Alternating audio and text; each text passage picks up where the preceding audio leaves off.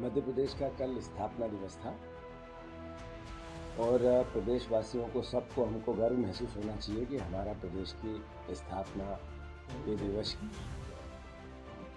दिवस को लेकर भविष्य का मध्य प्रदेश कैसा बने। कल अखबार रंगे पड़े हैं, मीडिया मैनेजमेंट बहुत अच्छा हुआ है और आदरणीय मुख्यमंत्री जी ने 25 साल के मध्य प्रदेश के विजन की बात की है। 22 साल की हमारी सरकार है, भारतीय जनता पार्टी की ही सरकार है। जिस तरीके का मध्य प्रदेश है उसका उमा भारती जी ने कल एक चैनल पर बखान किया, वो भी पूर्व मुख्यमंत्री हैं। उन्होंने मध्य प्रदेश की आर्थिक स्थिति को लेकर इस सरकार को क्रिटिसाइज किया। लगभग 5 लाख करोड़ के कर्ज में हम लोग, लगभग 75% बच्चे बेरोजगार हैं। कानून व्यवस्था मध्य प्रदेश की हमारे मुख्यमंत्री और गृह मंत्री के नेतृत्व में जीरो है। पुलिस वालों की हत्याएं, पुलिस वालों पे हमला, भारतीय जनता पार्टी के नेता, भारतीय जनता पार्टी के कार्यकर्ता, उनके सांसद का व्यवहार जनता से। गणेश सिंह जी ने कल एक कुशवाहा समाज के व्यक्ति को चांटा मार दिया इसलिए कि वो गरीब था। क्या भारतीय जनता पार्टी की सरकार का यही असली चेहरा है? मुख्यमंत्री जी, आपको प्रदेश को विजन 25 साल का देना चाहिए। उससे पहले सिर्फ 25 दिन का एक विजन है, करप्शन से निजात पाने के लिए प्रयास।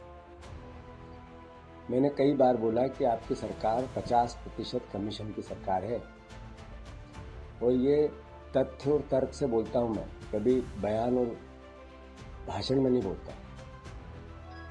कितना दुख होता है तब जब हमारे मुख्यमंत्री ने, हमारी सरकार ने नशे से 17,000 करोड़ रुपए का लक्ष्य रखा कि हम शराब बेच के ये रेवेन्यू इकट्ठा करेंगे। मैसेज क्या है कि पूरे प्रदेश को नशेड़ी बनाएंगे। एक एग्जाम ऐसी जो बिना धांधली से पूरी हो गई हो, नहीं हुई। मध्य प्रदेश का कई बार काला चेहरा मध्य प्रदेश का देश में हुआ, दुनिया में हुआ। बीजेपी के नेताओं ने आदिवासियों पर, दलितों पर पेशाब किया, अत्याचार किया, हत्याएं की। सबसे बड़ा इस प्रदेश के सामने जो चिंता का विषय है वो है कि बाबा साहब अम्बेडकर के खिलाफ भारतीय जनता पार्टी उनके विचारों को समाप्त करना चाहती है। 25 साल के विजन में आदरणीय मोहन यादव ने इसको भी संलग्न रखा है। बीजेपी से जुड़े हुए लोग लगातार बाबा साहब अम्बेडकर की अवहेलना करते हैं, चुनौती देते हैं कि संविधान के निर्माता वो है या नहीं है, और बीजेपी उनको सपोर्ट करती है। उनकी मूर्ति जब हाई कोर्ट के परिसर में नहीं लगी, उसके पीछे सरकार का पूरा मोटिव है। ओबीसी के परिवार के लोगों 27% आरक्षण पिछले 6 साल से बीजेपी ने रोक रखा है। मोहन यादव ने रोक रखा है। 100 करोड़ रुपए वकीलों को दिए गए और लगातार तारीख बढ़ाई गई, अभी भी उसी प्रोसेस में चल रहा है। सारे कर्मचारी, सारे पंचायत के पदाधिकारी बीजेपी के यातनाओं से ग्रसित हैं। जो वेतन भोगी है, जो डेली वेजेस के लोग हैं, 27 विभागों की तनख्वाहें नहीं बढ़ रही। इसके पलट मुख्यमंत्री हवाई जहाज खरीद रहे हैं 200 करोड़ रुपए, 200 करोड़ रुपए से। मुख्यमंत्री 25 लाख रुपए रोज हवाई जहाज का खर्च कर रहे हैं। और मुझे और तब दुख होता है जब हम ये बात कहते हैं और मीडिया उसको बताती है, लिखती है। मैं स्पेसिफिक कोई मीडिया का नाम नहीं लेना चाहता, पर यह एहसास आप लोगों को होना चाहिए कि आप लोकतंत्र के साथ किस तरीके का एक तरह से असहयोग कर रहे हैं, विपक्ष के साथ असहयोग कर रहे हैं। हम लगातार, जब मैं ये कहता हूं कि एक भी मंत्री ईमानदार नहीं है, तो ये अखबार में क्यों नहीं आता कि एक मंत्री जवाब दो इसका। ये मीडिया में क्यों नहीं आता है कि एक भी मंत्री को, जब वो 3 बार 5 बार 40% जिस दल के वोट आए हैं उस दल का अध्यक्ष ये कहता है एक भी मंत्री सब बेईमान है, अली बाबा 40 चोर। मीडिया क्यों सवाल नहीं पूछते कि विपक्ष ने ये कहा कि बताओ कि मैं एक ईमानदार हूं, एक भी मंत्री आके बताए कि हाँ मैं ईमानदार। और उसके बाद भी अगर हठधर्मिता करी तो भविष्य का 25 साल का रोड मैप मध्य प्रदेश का कैसा बनेगा, चिंता का विषय है। सीएम साहब ने साफ कहा कि उनके 55 साल। सीएम साहब ने सही कहा, क्योंकि 50% करप्शन हमारे 55 साल में था। हमारे 55 साल में नेताओं के हठधर्मिता नहीं थी, लोगों को सांसद मारते नहीं थे। हमारे 55 साल में हमने शराब को घर घर पहुंचाने का प्रयास नहीं किया, हमने धांधलियां नहीं की एग्जाम्स में, किसानों को इतनी यातनाएं नहीं दी, किसानों को 97% गरीबी में भी कर्ज में नहीं लाया। सही कहा। आज से जिलाध्यक्ष में प्रशिक्षण शुरू हो रहा है क्या? SIR को लेकर पूरे प्रदेश में जिस तरीके का वातावरण है, बीजेपी और चुनाव आयोग मिलकर बिहार में जैसे 65 लाख नाम काटे गए वैसा ही षड्यंत्र यहाँ रचना चाहते हैं।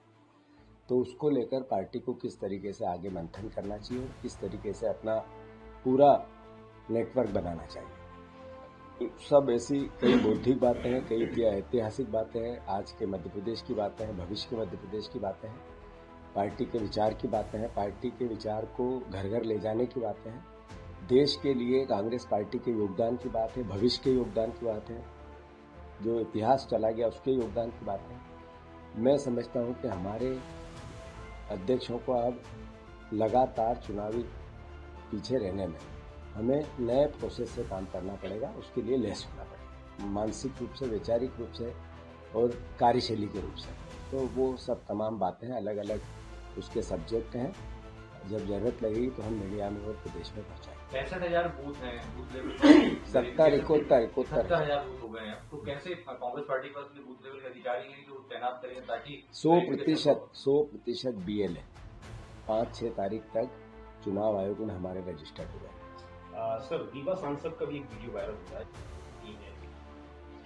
ये जो शराब का विषय है ये राजनीतिक विषय है। ये जो शराब का विषय है ये किसी को क्रिटिसाइज करने का विषय नहीं है। नशा जब 17,000 करोड़ रुपए सरकार ने लक्ष्य रखा है तो कौन पिएगा? वो हमारे ही बच्चे पिएंगे, हमारे लोग पिएंगे। जितनी शराब रेवेन्यू इकट्ठा होता है उससे 2 गुना अवैध बिकती है। ये सारे रिसर्च बोलते हैं। अगर 17,000 करोड़ रुपए हम रेवेन्यू इकट्ठा करेंगे तो 17 दूनी 34, 17 किया 51, मतलब 50 डबल सीधे अवैध शराब बिकती है। जितना रेवेन्यू इकट्ठा होता है उससे सीधे डबल। अभी सांसद महोदय ने जो कहा मैं उसको क्रिटिसाइज इसलिए नहीं करूंगा कि चिंता जाहिर की कि आखिर प्रदेश में अभिभावकों का भी, समाज का भी, सरकार का भी और मीडिया का भी, मतलब एक तरह से परसेप्शन बनाना चाहिए कि नशे से मुक्ति कैसे मिले। ये पॉजिटिविटी है। तो मैंने किसी बार बयान दिया और उसको सहयोग किया किसी ने, मैं इस पर नहीं जाना चाहता। प्लस और माइनस क्रिटिसाइज, राजनीतिकरण भी नहीं करना चाहता। ये एक मध्य प्रदेश की समृद्धि का विषय है और इस समृद्धि के विषय में हम सबको मिलकर नशे से मुक्ति बच्चों को कैसे मिले, नशे से दूरी बच्चों की कैसे रहे, इस पर काम करना चाहिए। सर, आपका एक वीडियो बनाया है, बीजेपी कह रही अभी तो सरकार बनी नहीं और ताजपोशी शुरू हो गई। बस यही लड़ाई है। बीजेपी को पता ही नहीं, हमें पता है 3 साल बाद क्या होगा। 100% कांग्रेस की सरकार 170 सीट के आसपास लाके बनेगी। 100%, 110%। बीजेपी की सरकार क्यों बननी चाहिए? इसलिए कि उनने घर घर बेरोजगारी पहुंचा दी, इसलिए कि वो रोज लूटते हैं लोगों को, इसलिए कि गणेश सिंह चांटे मारते हैं लोगों को, इसलिए कि मोहन यादव ने छूट दे दी सबको, मंत्रियों को लूटो लूटो। हमारे मुख्यमंत्री की जो व्यक्तित्व है उस पर करप्शन के इतने धब्बे लग गए। अभी से आम जनता में जाओ, सर्वे करो कि हमारा मुख्यमंत्री भ्रष्टाचारी है या नहीं है, चेक करो। बताना भी सही है, मैंने बोला ही, टीवी पे बता देना, थोड़ा बताते तो हो नहीं, आप जनसंपर्क के कहने में रहते हो, ये भी बोलना पड़ेगा। अगर मैं भी वाच करता हूँ, हम भी राजनीतिक दल है, हमारा भी अधिकार है आप पे, आपका भी अधिकार है हमारे पे। तो जो हम बोलते हैं वो जरा बताओ। मैं जाओ सारे मीडिया जगत को आग्रह करना चाहता हूँ, एक सर्वे करके बताओ सरकार भ्रष्टाचारी है कि नहीं। कर लोगे? नहीं करेंगे, मुझे पता है। तो आम जनता में धारणा बन गई, ये सरकार रहेगी नहीं, कांग्रेस आएगी। तो सर क्या मान लिया जाए कि अभी सिर्फ पद तय हो गया है डिप्टी सीएम कार्य प्रस्तुत के लिए? नहीं, ये विषय ये नहीं है। विषय सरकार बनने का था, हमने बता दिया, और हमने जो बयान दिया सोच समझ के दिया। ठीक है।